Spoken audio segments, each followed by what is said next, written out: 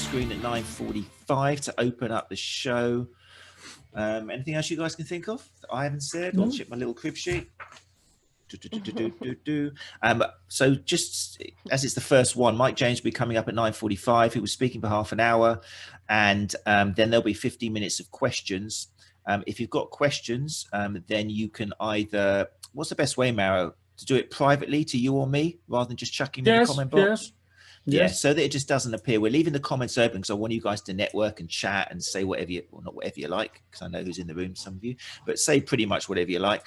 But if you've got specific questions you'd like us to put to Mike at the end of the 30 minutes, the best thing is send a private Zoom message to either myself or to Maro. And then at the end, we will relate those questions to Mike. Otherwise, when there's something like about 52 people at the moment, it could get a bit.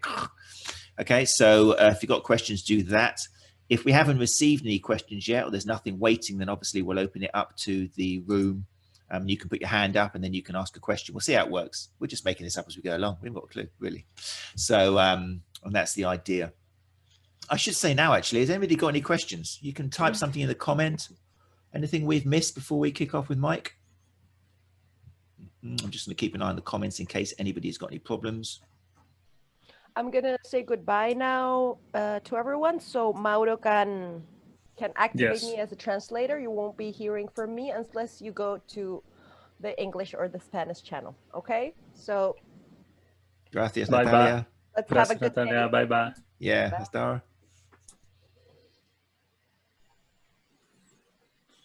Phenomenal. Phenomenal. There will be a bit of Spanglish as we talk through today. I'm forgetting already which language I'm supposed to be speaking. Spanglish. Hola, for me, everybody. Hola, everybody. But for me, is harder understand the British accent. It's very different to English. Well, wait till you get Mike James on. You're going to be exposed to it. I must admit, actually, before we start, we've got 2 minutes. I'm really happy to say we've got people here today from India, from Australia, from Ecuador, from Ireland, from we've got a whole list of people. I wrote down to Belgium, Netherlands. So it really is international, as well as speakers from the States, from Canada, from all over the place. Then we've also got a load of international people, delegates as well, which is part of the idea. Part of Runchatlive is getting people together, regardless of walls, and all that sort of stuff. So thanks everybody for coming in. Obviously, you haven't traveled far. Normally I'd be saying thank you for coming to Brighton, but this is all online, so no one's really traveled that far. But thank you for joining us anyway, I'm sure, especially with the time zone differences. Right. Oh, there we go. Shweta, how are you from India? In fact, actually, while we're talking, it'd be lovely if everybody could type where they're from, maybe. Just say what country you're from, maybe what time it is where you are, to give us an idea of what you're doing, where you're sitting. There will be opportunities for everybody if they want to say hi on mic later on as we go along, especially in the lunch hours. Remember, we're staying active. I'm going to be online all day long. We've got some great special guests coming at lunchtime. Today, we're going to have Alex Hutchinson is going to pop in, the Massage Collective. We've got Greg Lehman. We've got 𝐿𝐻𝐄𝐈𝐄𝐻. We've got all sorts of people. Manuela Bessomi, who I think is in the room now, is going to be saying hello. So, yeah. Right. Maro, you've got to shut me up. I think we're going to start with Mike, aren't we? Yes, Mike. Hello, Mike. You are here, Mike? Hi, Maro. Hi, Mike. Good morning. Mike. Good morning, all. Nice to meet you. Yes. Hola. Hello. Hola from Wales. Right, so Mike, we're going to leave it in your hands. I really feel people. Again, I mustn't presume that everybody knows Mike. If you don't, then where have you been? But the Endurance Physio, I'm really, really pleased to say that Mike he's the only speaker who I asked back from last year. How's that? Not because all the other speakers I didn't want, but Mike is absolutely my wingman. Fantastic source of information for everybody worldwide. And like last year, you closed it, and this year opening it, Mike. So I think that makes me feel a bit warm inside as well and fuzzy. So thanks very much for coming along. My pleasure. To follow anyone is hard, but when you're following yourself, it makes it a bit easier. Right, dude. I think, right, Maro, we're just going to leave it to him then, yeah? Yes. Cool. So I'm just going to share my screen, everyone. Let me know that you can all see it and it's working. Yes, it's working fine. Brilliant. Let me get this going.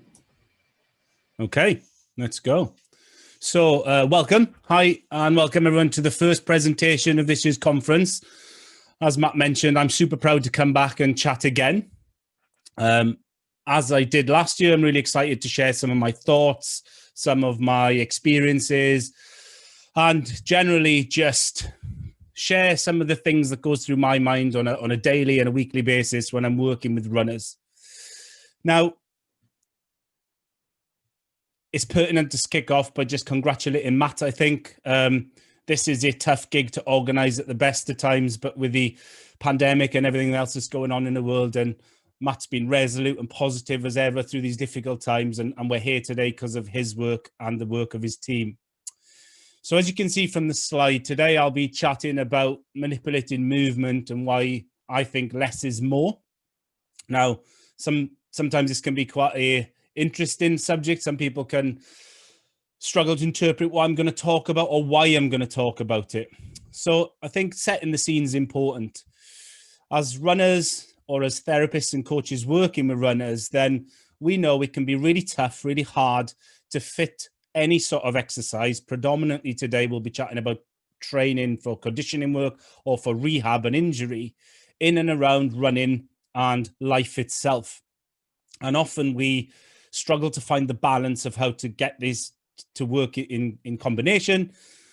But what we do sometimes is we make it harder than we need to, and we almost sabotage ourselves by just overcomplicating things and falling into some pretty common traps.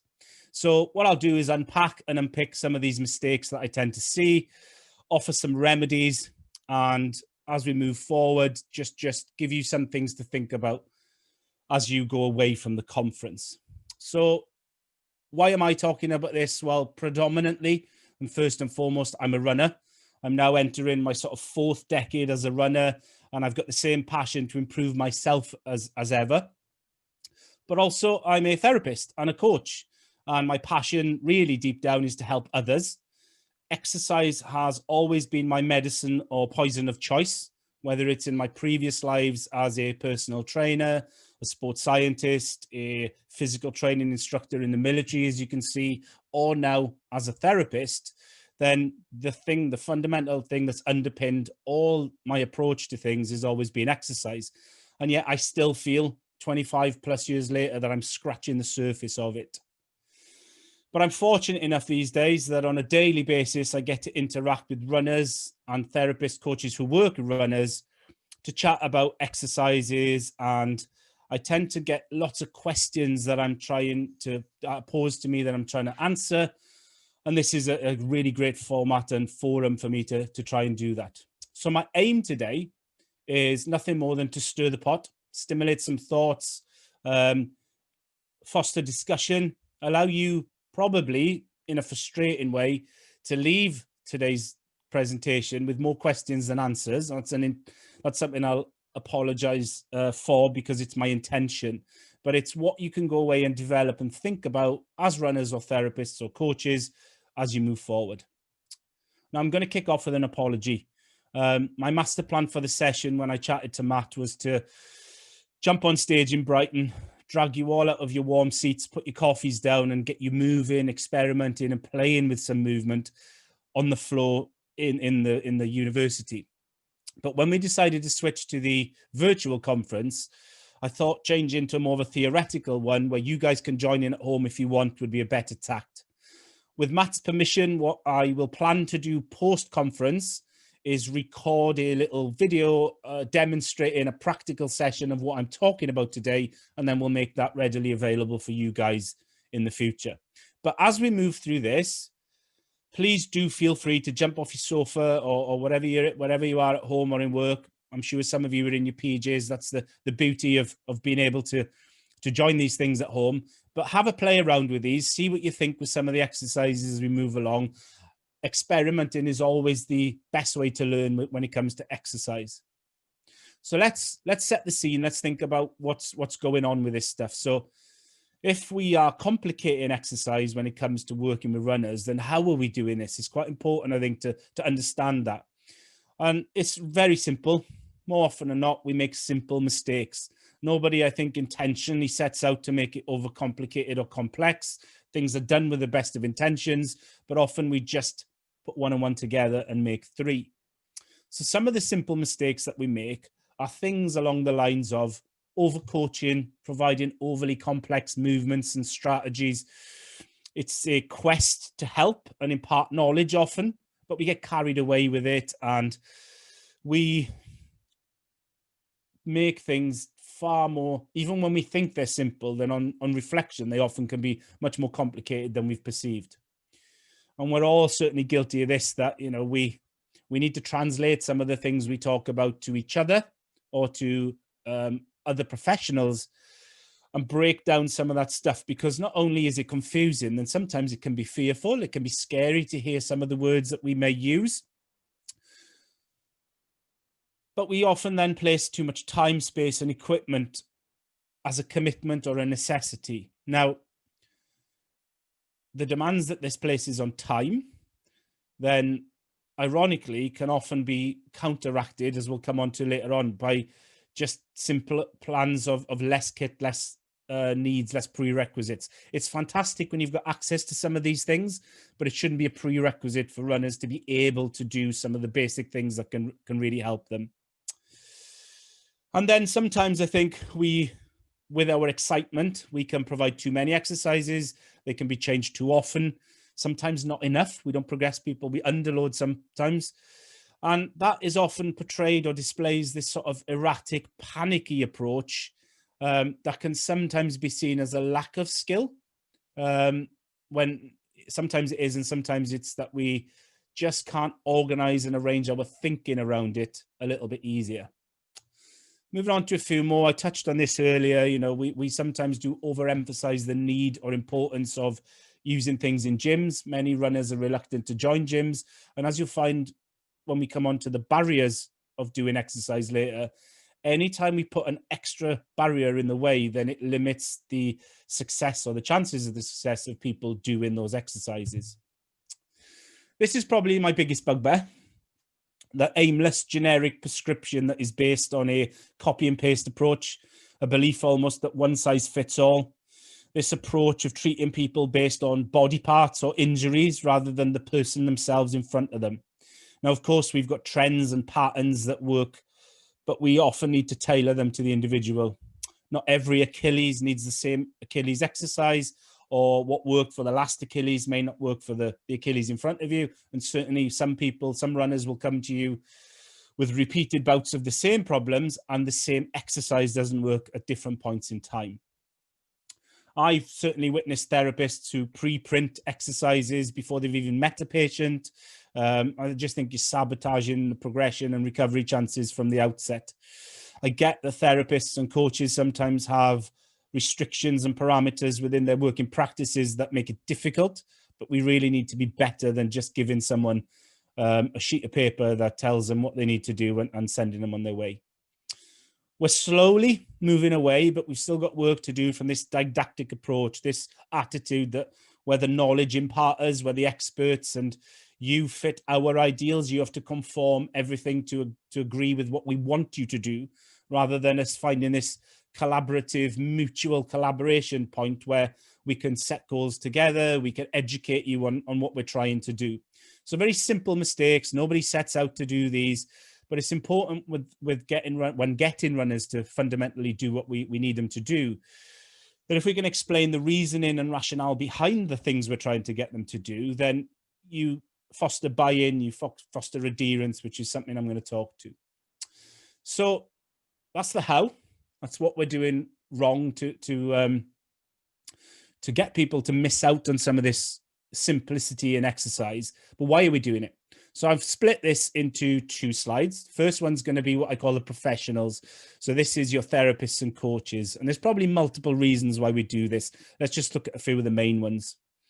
I think traditionally, coupled with that didactic approach that I mentioned, that we're the teacher, the expert, you're the listener, the learner, then we can migrate to people that have been there before, they've done it, got the t-shirts, and we tend to hang on to models of previous care that sometimes don't fit the current evidence or the current narrative, and we should have sort of moved on from quite a long time ago.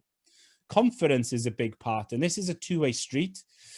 You see people that are overconfident when prescribing exercises. It tends to be quite single-tracked, quite stubborn, quite unrelenting, and it can be hard and demanding and often fail to achieve what we're trying to do when it's trying to put a runner that's a round peg into the coach or the therapist's square peg belief system or working models. Likewise, a lack of confidence often leads to underdosing, often leads to almost too simplistic approach and not progressing an exercise or a runner doing those exercises to where we need them to.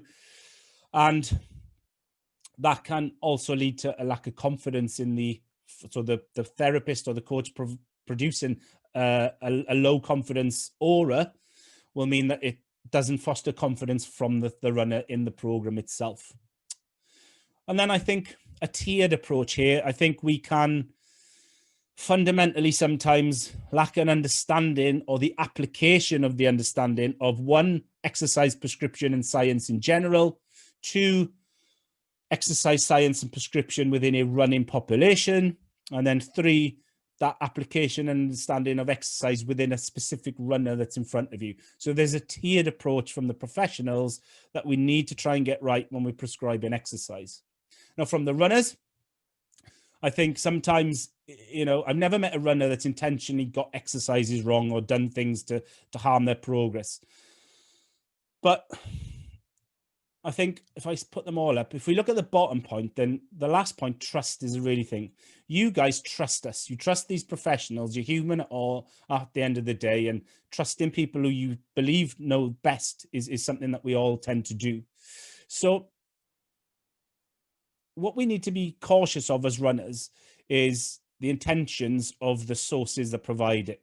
Now, I've certainly been burnt myself over the years. I've produced what I think is good, sound content for national magazines. By the time it goes to press, it's been manipulated and misconstrued to fit a narrative or a marketing ploy that's a couple of pages on in the magazine. So even when you deem a source a trusted source, it isn't always the case. I'm a big fan of mimicking elites.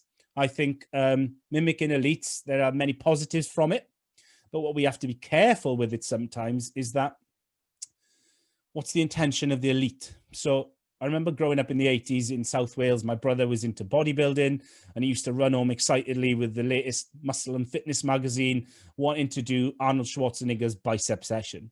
And even back then as a teenager, it used to cross my mind, is this really Arnie's bicep session? And if so, it might work for Arnie because Arnie is Arnie, but is it going to work for a 16-year-old schoolboy in South Wales? Likewise, I've worked with elite athletes who are sharing their training plans and exercise programs with the general public. But because of the dynamic of competition, then often they've exaggerated what they've really done to have a psychological edge over an opponent who may, or a competitor that may be reading it. But the runner trusts that that's what they need to do as they move on.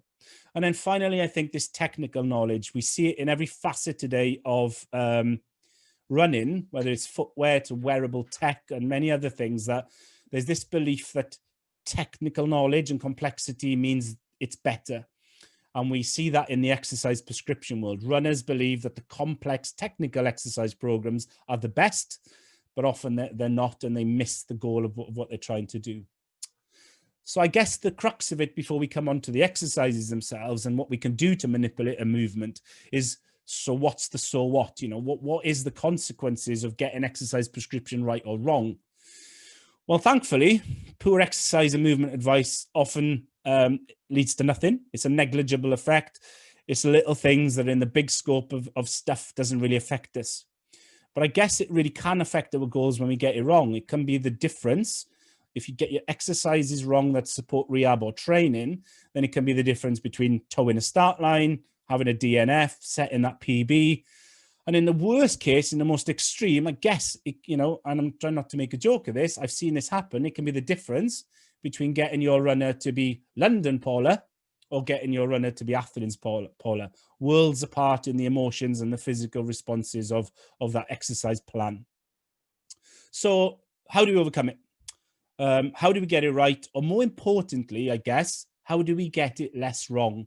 Because nailing it and getting it right every time shouldn't be our goal. it's almost an impossible task, but being less wrong every time we work with runners and exercises is probably where we want to be taking it. And I think it's just about being simple, stripping back the selection, the progression, and the application of exercises to the fundamental basics to elicit positive responses.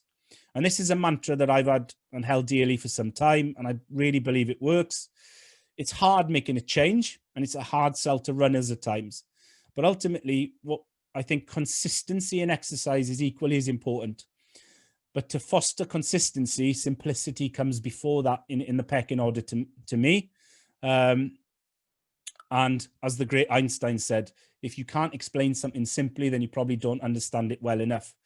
And this takes practice. It takes skill to translate complexity into simplicity. So practice it. You know, by all means, apply complex thinking to design the exercises people are going to do. But then you need to break that down, translate it into simple things to give to the runner in front of you so that the message is simple. Because at the end of the day, and this is a separate lecture all on its own for another time, but it's all about this adherence. It's about being sticky. It's about the stickiness of a program or an exercise that will be the single biggest factor in determining success. We've got bags of evidence to back this up, that adherence is the key. So simplicity fosters adherence, and adherence fosters success. So briefly, because I don't want to spend too much time chatting about this, let's focus on the things that sometimes limit us having success with exercise. Now, we have an abundance of research that shows and illustrates the barriers and the limitations to adherence to exercise, both in a fitness world, in a training world, and in a rehab world. And one of the key factors that's applicable when it comes to runners from all of this stuff is this: let's give them less exercises. This is a fantastic study. It's shown that the biggest predictor of adherence is how many exercise someone gets. How easy can we manage this as prescribers of exercise? It goes back to what we talked about earlier. I mentioned that one of the things that we should be really focusing on is maximizing efficiency. The time and the effort needed to do exercise for a runner is crucial. So if we give less and we focus on the less, it's much more convenient for the runner. But often we think sometimes that it's dulling down our ability, or we certainly, if you work in private practice and someone's paying you for this stuff, I need to give them more to justify my time and my costs. But I've spoken to thousands of runners over the years, and every single one of them, when it comes to adding exercises to their running programs, it's about this. That's all they want. They want it to just be simple and easy and quick. So if adherence is so imperative, what else can we do then to foster it alongside giving less exercise? Well, I think it's about flipping those barriers and limitations that have been identified in the research. Finding bang for your buck exercises is so important. Maximizing this time and this efficiency to make sure people are able to do their exercises. Use technology. One of the things that's really important is to give the runner the how. So this is how I want you to do it. But let's not make it complex and overly complicated like we mentioned at the start. Let's film a little video, film them, film us, but a couple of cues and 1 or 2 coaching points are probably enough. And then get them to send it back to you and you know, communicate back and forth with it. But this is the key thing on this slide for me. It's about the runner having exercises that fit their life and their needs and all the other commitments that go on for them to adhere and stick to it. And that is all done by facilitating support, feedback, and motivating someone to be motivated to do it. So we've given them the how, let's give them the why. Someone is not going to do something most of the time unless they understand what it is. And particularly if we have an exercise that may not look like it's relevant or may not feel like it's part of a running program, then they'll need to know the why of why it's important. If we're looking bang for the buck, I think movements over specific muscles is important. Of course, there are times that specific muscles at specific stages or groups of muscles may be really relevant. But in a bigger picture, if I can find an exercise that incorporates a bigger movement, I'm a happier man when I'm giving someone an exercise. And then make it meaningful. Like I mentioned there, they have to be something someone wants to do. Now, what I'm trying to treat is that person in front of me. It's not about the knee in front of me or the Achilles in front of me or the injury or the body part. It's the person with the injury or body part is where my exercise prescription is geared, because that promotes accountability by making it meaningful and getting them to understand the why and the how. If I can get someone to do an exercise, they're going to adhere to it. They'll be accountable, then they'll be more consistent, and we'll probably get to where we need to a lot quicker. So hopefully, in a world when whistle-stop tour of that side of it, I've given you an insight that giving less exercises is probably the first thing we need to do to manipulate it, to make someone have a more accessible and available exercise plan that fits their lives. But what we can do within those less exercises is be very smart and be very clever to progress an exercise. And I think it's through this. Let's change or vary an exercise to promote a response. The same movement, same exercise can be tweaked a million ways to elicit what we're trying to get out of it. So this is the point at home. If you feel like jumping up, playing around with some of these things quickly, remember that video will follow in the future. Squats is a good one. If you want to jump out of your chairs and practice these quickly, then a squat is a really simple way to use this in the next few slides. So first up is speed. You've got a squat. Doing it really slow or really fast can really change the emphasis of what we're achieving through there. The demands of the exercise are really changed. And through different stages of that rehab spectrum or training spectrum, then mixing speeds at different phases of the movement can be novel and can really impact what you're achieving. If you add other variables to it, so you add load and speed together, and suddenly we're working really well towards power. TUT is time under tension. It's the amount of time those muscles are working for. Range of movement, you know, a great simple variable to play around with. If you're thinking of that squat, then obviously at certain points, whether someone's in pain or looking to develop progress in certain ranges, then angles and positions within that same movement can be better or worse. But likewise, we can mix it around for variety and variability to do it. How you squat, taking your bum closer to the floor compared to maybe bending the knee at a 30 or 60 or 90 degree angle will be fundamentally different in how it feels to the exerciser. How hard or how easy we work, again, falls on a spectrum, and we can absolutely provide a different stimulus to an exercise simply by adding intent. Now, I'm a big fan of intent for all exercises at all times, but specific intent at different days or stages or even within the same session is a fantastic way to complement an exercise. Adding bursts, for example, of set number of reps of certain intensities can add chaos, and chaos is a really good thing to elicit response physiologically. Here's probably the simplest one and the one we're all familiar with. You know, we just add a bit of load or we remove a bit of load, because remember, manipulating a movement can be to regress or progress an exercise depending on where you are with an injury or where you are within a training season and a race season. And we've seen novel ways through lockdown, for example, of people using all sorts of different things at home to use this variable.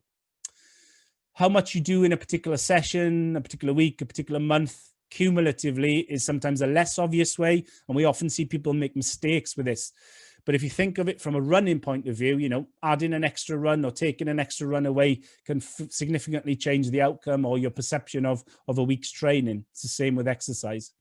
How often you do stuff? Do you break it down into digestible bite-sized chunks at different stages, or do you add more sessions in? Can be a really novel way. And then rest periods. Rest periods is something that I think is underestimated. You know, sometimes by affecting how long or how short someone rests for, you don't need to change the exercise itself or the dosage of the exercise to get a great response.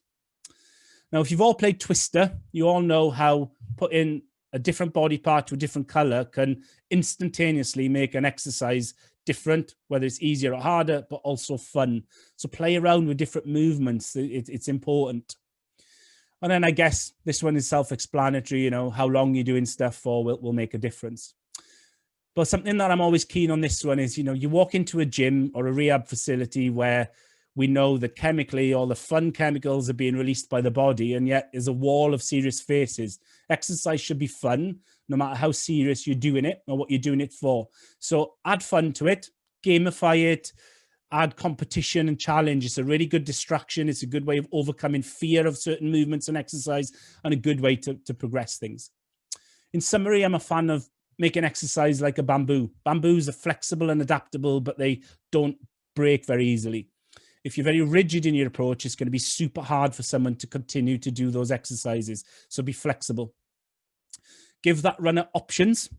If we want to empower them, if we want a runner to own their programs, and if your runner's watching this and you want to own your programs, then understanding that you have a number of routes that can get you to the destination. The only thing that's important is that you get to your destination.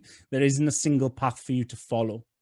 One of the ways to do that, and apologies for the awful military analogy here, using ranges. So if you were to go to this shooting range and I said you can hit any target, that's probably a nice way that you can manipulate things on different days to suit you as you need to.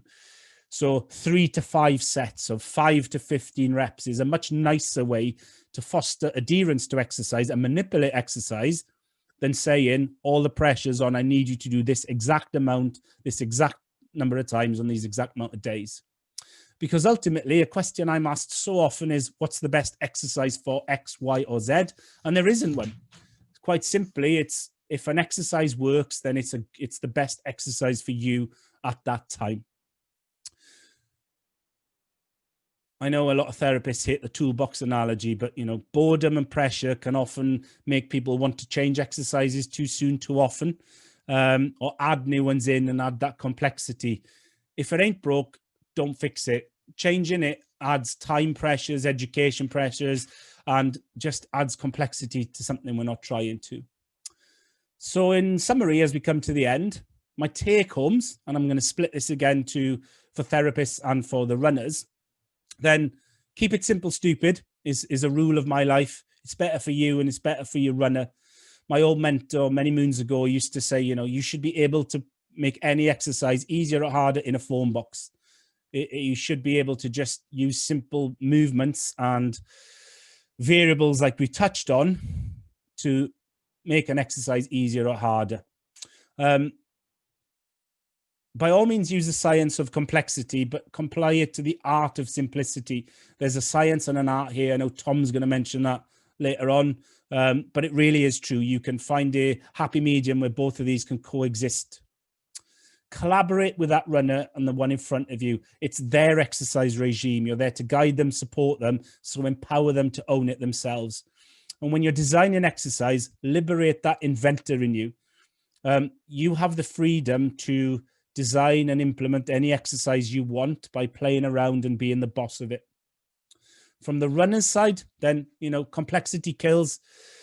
Complexity doesn't signal excellence, and it's certainly not a roadmap to success. In fact, it's often a barrier and a complicator.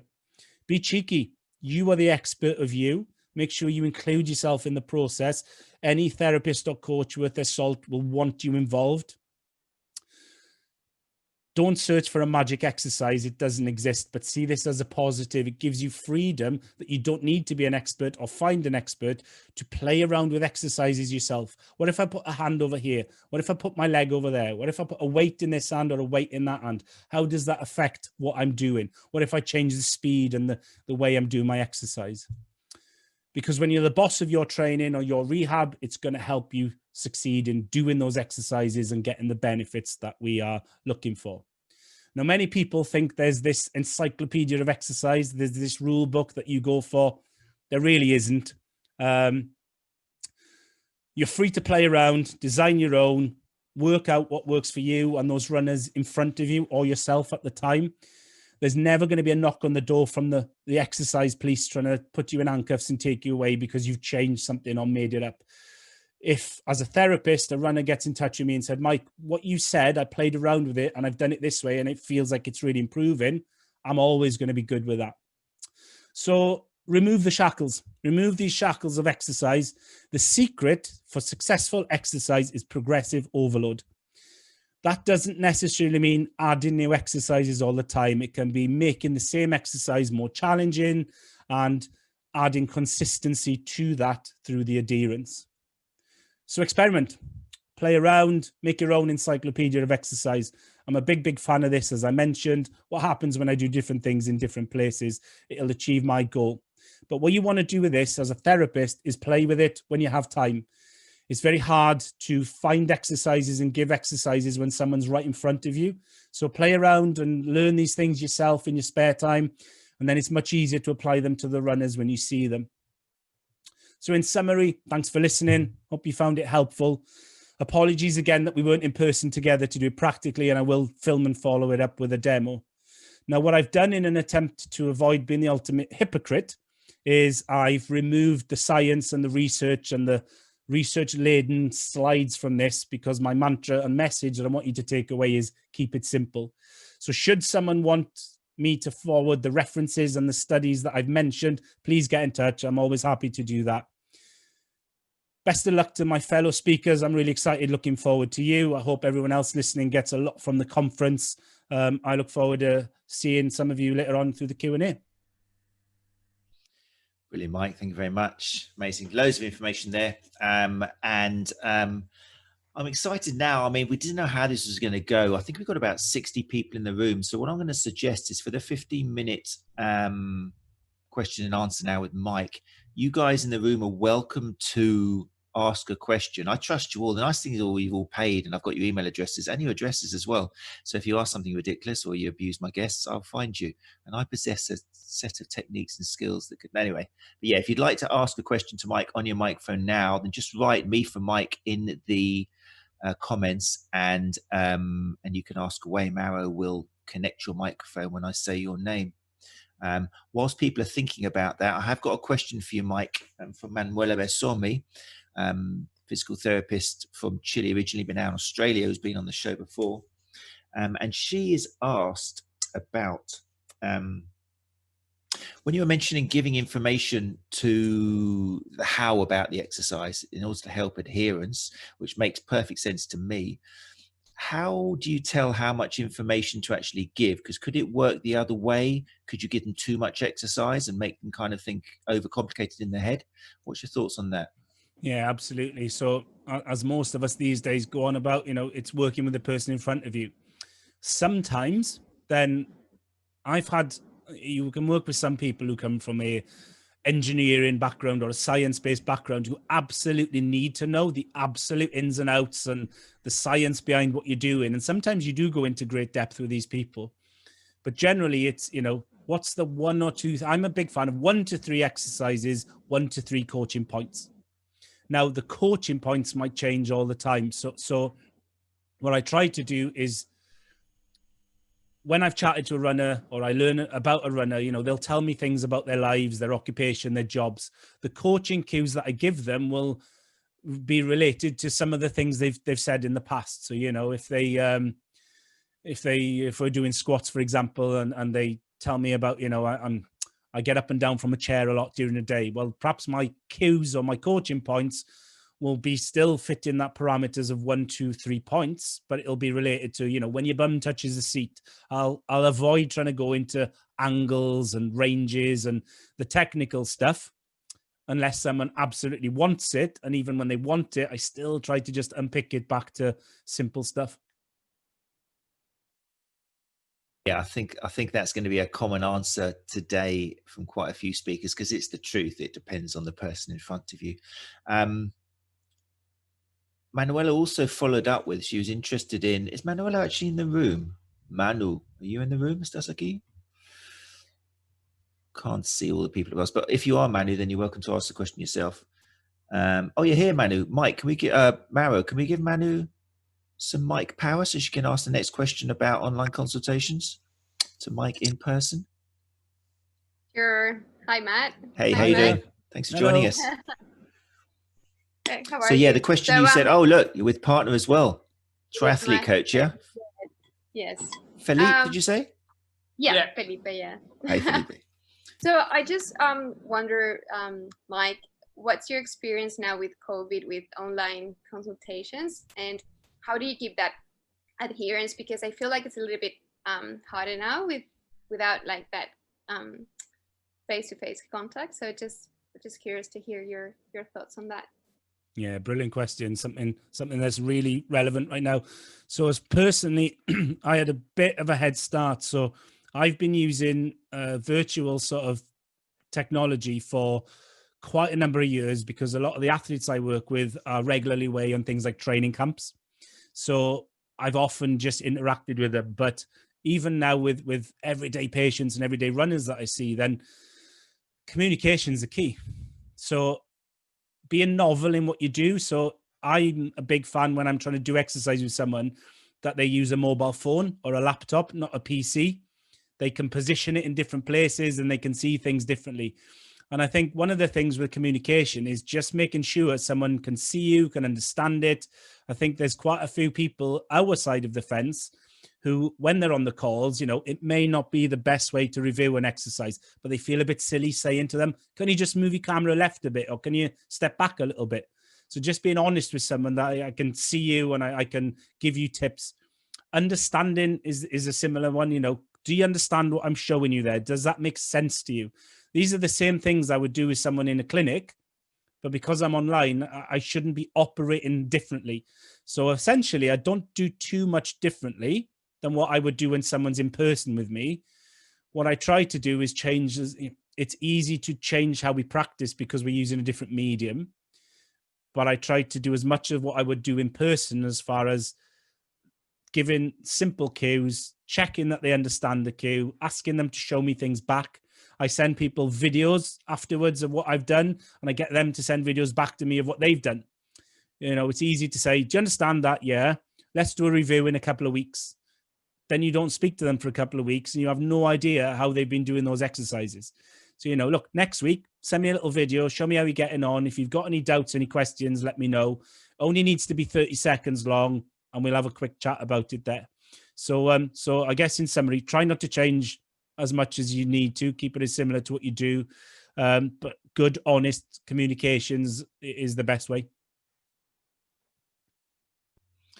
Fantastic. Any follow-up question, Manuela? Anything else you want to follow up with? No. Fantastic. I'm going to be talking to Manuela or Manu later on, hopefully in the interval, either after Mike or some other time. Thanks, Manuela. Really nice to see you again. How about, who did I say? Laura, was it? Laura Wilson, you got a question? Yes. Sorry, I was just unmuting myself. Hi, everyone. My question, Mike, was just when you've got somebody that's got a couple of different things going on, so rather than them just coming to you with one particular issue, they've got a number of different things coming on, which I'm getting more and more at the moment post-COVID, because people have kind of held on to things over lockdown a little bit. How do you keep it, kind of minimize the exercise program there? How do you prioritize with somebody like that when you feel that all of these issues are contributing to them in terms of their running? Yeah. I ask them. Yeah.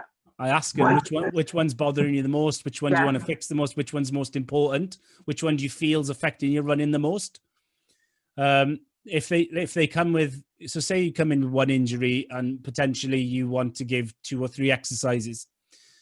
They come in with 2, they just get 1 for each. What's the best exercise or the most effective exercise that we can come up with together for that one particular one? And then it might be that, you know, look, so today I want you to work on the knee and this is the exercise I want to. Tomorrow we're going to go after the shoulder and it's going to be this exercise. And then we manipulate that one.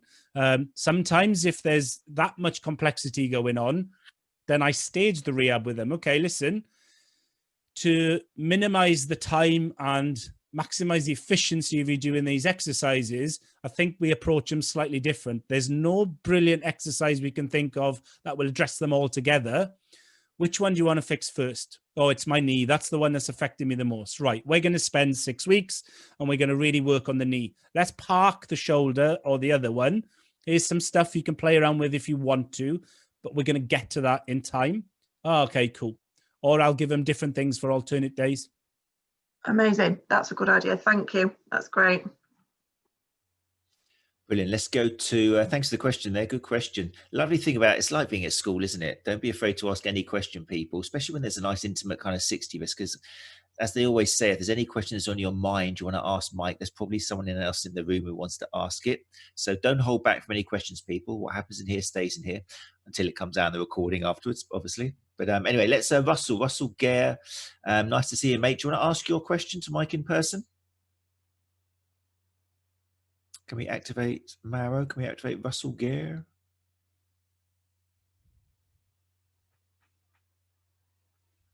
Maybe not in person. Well, anyway, Mike, Russell or Russ asked if a runner was to buy one piece of kit to improve their training. Brilliant question. I love it when people ask this. What would you recommend? Cool. Hi, Russ. Lots of love to the Shetlands. Great question. The answer, I think, would be different for everyone. That's why I don't think there is one piece of kit that works. If I'm honest, and it'll seem a bit of a cop-out to some, a notebook and a pen so that they can plan, play around, scribble, jot down ideas, record things. I think when it comes to exercise, then, and particularly with things like rehab or training, I'm a big fan of training diaries. We can't really plan the future without reviewing and learning from the past. So get yourself a pen and a notebook and jot down the things that you've tried that have worked, how you felt, how easy they felt. If you're in pain, did they affect your pain? How were you the next day? And then you can develop this framework and this strategy going forward. But there really isn't. Only a gym owner would ask you which is the best piece of kit they should buy. Hi, Mike. Thanks very much for that answer. That certainly covers what we were looking for. Cheers, pal. I'm just writing that down. That is gold. It's already happened. It's 10:27. The best bit of kit you can buy, a notebook and a pen. Copyright that, Mike. That's just such a great answer. I don't know what you're going to come up with. That's fantastic. Oh, I'm already emotional because of that answer. Brilliant. Right, we've got about 2 questions left. Let's have a little look down the comments list. That was such a good answer. Right, what we got? Kevin Maggs is complaining that maybe you've hacked into his talk later on tomorrow. Actually, Kevin's closing, isn't he? Yeah, he thinks you've hacked into his talk. Go on then, Matt. Get on. That's too much for me to read out. Matt Scarsbrook. Can we activate Matt's mic and get some of his dulcet tones happening? If you can hear me, Matt, you're welcome to jump in when you want. I'll start reading your question out, but jump in, Matt, if you can get on mic. So, Matt, from Massage Collective, you in? Hello, I'm here. I'm hiding myself, and apologies, my tone's maybe more dulcet than usual. Man flu. Not COVID. I've got a negative test. Yeah, Mike, I was just wondering, on the basis of sort of looking to try and prescribe, if you will, one exercise and being able to explore all facets of it and being imaginative and looking for the chaos to help the individual. What's your thought on all of these sort of subscription-based exercise libraries? Do you think they are helpful, or do you think they limit what a therapist is likely to do with their client? So a bit like guns. Guns aren't dangerous. It's the people who hold the guns are dangerous. So used in the right hand with diligence and thought, then they actually become a really good tool for therapists to use. I'll caveat it straight away. Never used one, never will. But perhaps that's because myself, I come from a deeper exercise background potentially than some. So I'm comfier making bespoke exercises for people. What I think they sometimes do is handcuff people's imagination. They fall back on this exercise prescription software as a get out of jail card, as a comforter almost, and then it doesn't allow them to go off and play around with stuff. It doesn't allow them to go off and experiment. They just default to this program. But the programs aren't a problem themselves unless you do what I mentioned in the talk, where it's this cookie cutter approach. So what was the last 6 exercises I gave to the last Achilles tendon that I saw? Let's just reprint that, ready for the next Achilles that comes in. And it just doesn't work that well all the time. Yeah, there's certainly some encouragement of that kind of thing, being able to build up almost go-to plans that you've used previously that have worked within all the different systems I've looked at. So that's a good point. You've got most people now have mobile phones with good quality cameras and recording capacities, and they can all stand in their office, living room or gym and play around with movements. So by default, everybody owns, without even realizing it, their own exercise prescription software? Great. Thank you very much. Great question, Matt. And Matt and Anne-Marie and Becky from the Massage Collective are going to be joining us in the lunch break.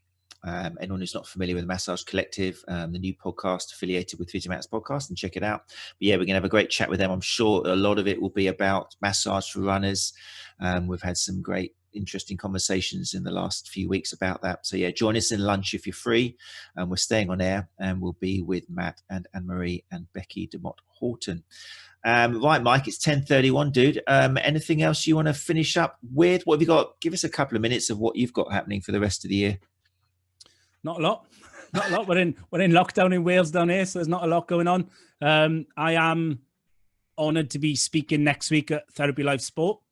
So if anyone's attending that, then I'm going to take a slight change of tact away from exercise, and we're going to be chatting about recovery for endurance athletes, or where we can reconcile the evidence of what we should be doing and shouldn't be doing with the practical application of what we see a lot of people doing out there. So what's the sweet spot there?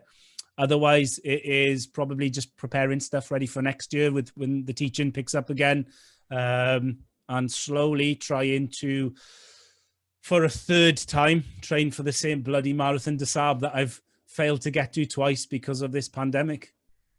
I was going to mention the MDS training. It's I've seen some long training plans for the MDS, but I think you've entered the Guinness World Records in terms of how long it is. Yeah. But yeah, well, it's all documented, isn't it? You're a brilliant asset on social media for anybody who wants to follow Mike, and then you're everywhere, and so you should be. So yeah, thanks, Mike. You're gonna, like I said, all the speakers are welcome, including you, Mike, to pop in and chat in any of the intervals whenever you feel. So if you're around, I know you're a busy man. If you are around, then we'll hopefully talk today or tomorrow. My next 2 days are written off for Runchatlive. I'm available whenever you want me to. I'm now excited to get this out of the way and just listen to everyone else, to be honest. Good answer, dude. See, that's why he's the one who comes back. All right, mate. Thanks very much. Thanks, everyone. Enjoy your days. You're listening to Runchatlive podcast, putting the evidence back into running injury and performance.